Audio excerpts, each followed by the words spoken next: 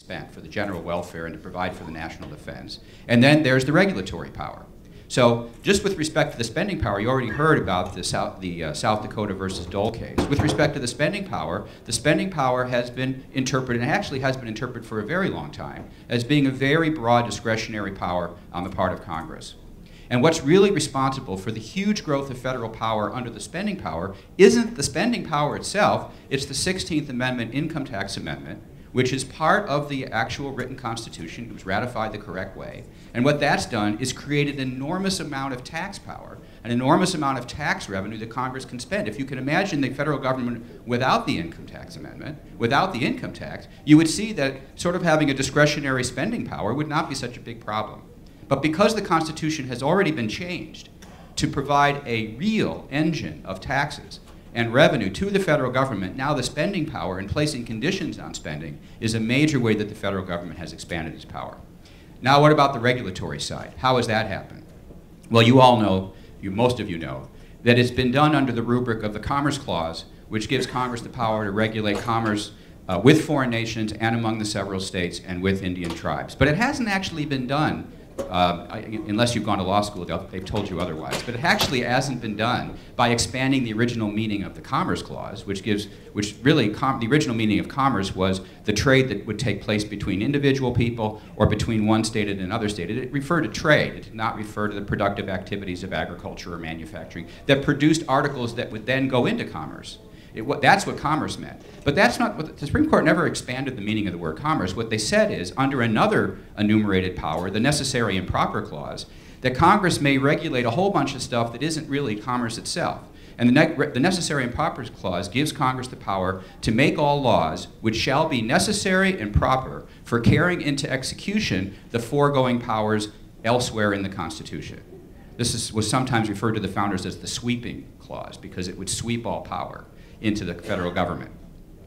So you can see the problem here. Under the 10th Amendment, you look to the enumerated powers. When you look to the enumerated powers, you combine the commerce power with the Necessary and Proper Clause, and then what you have is an almost unlimited regulatory power in Congress. When you couple that with the spending power, that's the problem we have today. And it's no accident that the Tea Party has basically two major things that they object to. It's spending and debt, and it's expansive congressional regulatory power. The two things I've just talked about are what that political movement is about. All right, now what can you do about it? Well, there's a number of things. You heard about the interstate compact idea.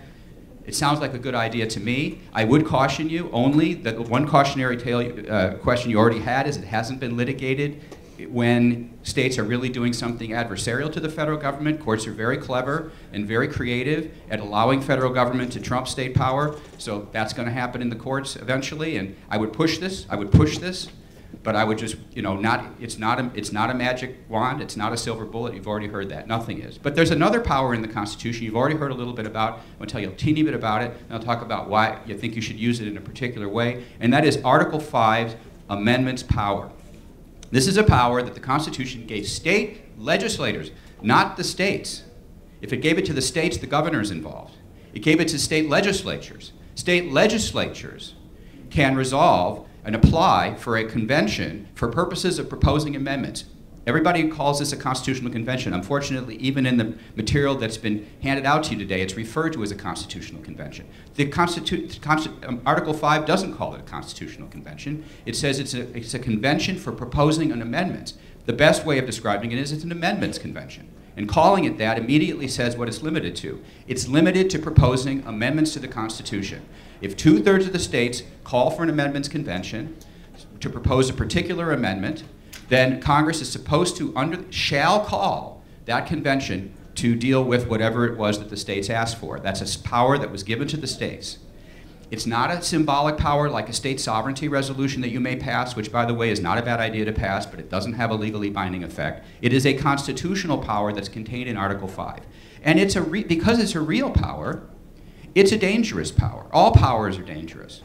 And for that reason, if you try to exercise that power, you are going to get pushback. And you're not going to get pushback from the left. You're going to get pushback from the right.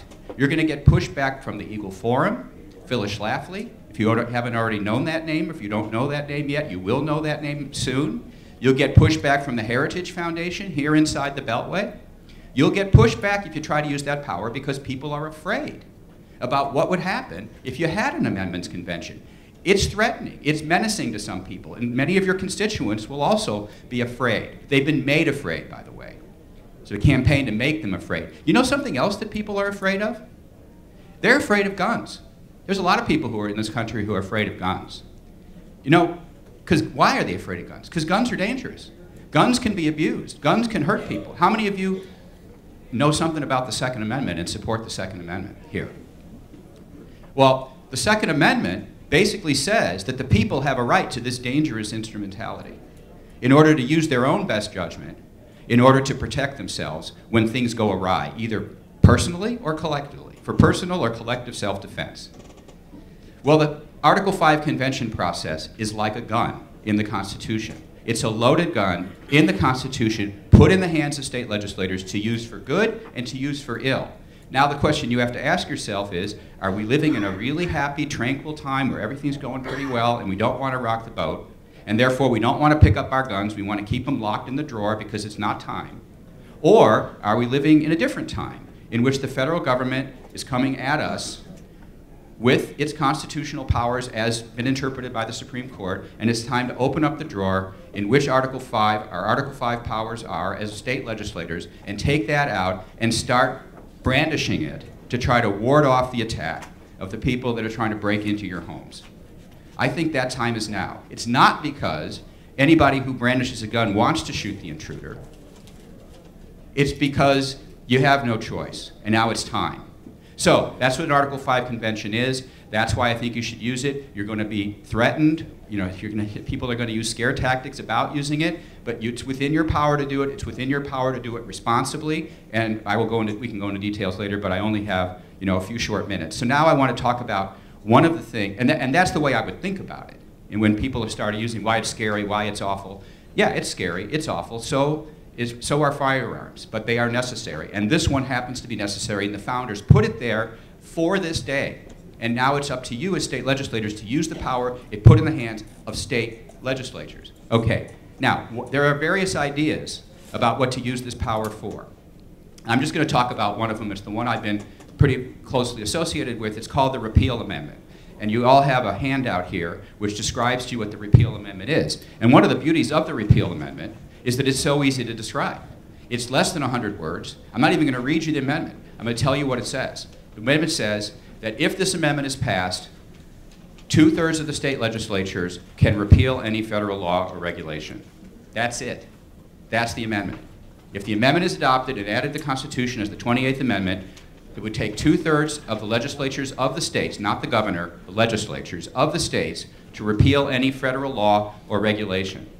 What this does is restore the original balance between the states and the federal government in the face of this huge expansion of federal power that is not going to be rolled back in the courts. Not going to be rolled back in the courts overnight, that's for sure. And the way it does that is not by adding another thou shalt not. Congress shall make no law with respect to X in the Constitution, because if you say that, Congress shall not do this, Congress shall do that, then ultimately that's got to be regulated. That's got to be litigated in the courts. When Congress refuses to do it, then you got to go to the court and sue Congress, and then what have the courts done? They've already undone all the parts of the written Constitution that constrain Congress's power now, like how about that provision in the Constitution that says revenue bills must originate in the House? And yet in the health care debate, we passed the Senate bill. What was that all about? Well, what that was all about is that they have bills that shell bills, they strip out of all the language, send over from the House, they strip it out. That Senate bill is an amendment to a House bill sent over there, and then that's how it's a House-originated bill. It's a game. It's a game, but the courts won't scrutinize that. The courts won't hold Congress accountable for that. Therefore, that part of the Constitution's gone. What this repeal amendment is, it's a structural check that does not require the courts to intervene. It puts the power of repeal in the hands of state legislators directly. And structural checks are what James Madison and the founders were all about. Checks and balances.